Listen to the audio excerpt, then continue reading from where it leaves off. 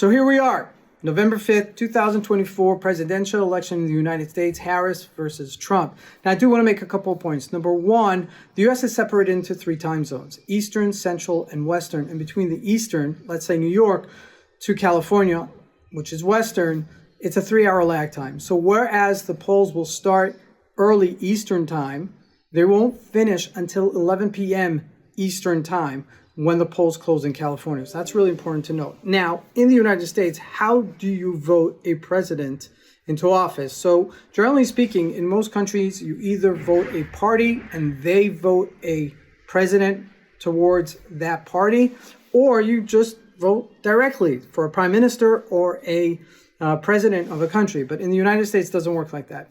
What happens is in the United States, each state is allocated what's called the electoral vote, electoral college vote, and they represent the amount of people that are in that state, and they vote for the president. Now, a state like Vermont versus a state like Texas, Vermont has much lower population than a state like Texas. So Vermont will receive 3 electoral votes, whereas Texas will receive something like 30 or 40, depending on its size, right? So that's really important to note. So with that said, really the presidential election falls down to 5 or 6 states. And if it's not a landslide, it could fall down to what we call the 7 swing states. So on the East Coast, it's either Pennsylvania, Georgia, or North Carolina. In the Central, it's either Wisconsin or Michigan. And on the Western Coast, it's Nevada or Arizona.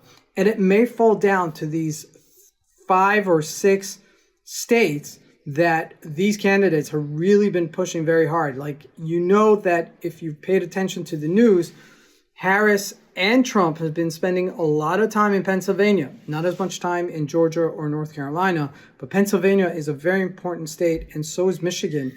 And the two have really been promoting and really been, out there a lot. So keep that in mind as well. As the day progresses, we'll have a live event. We hope to see you there.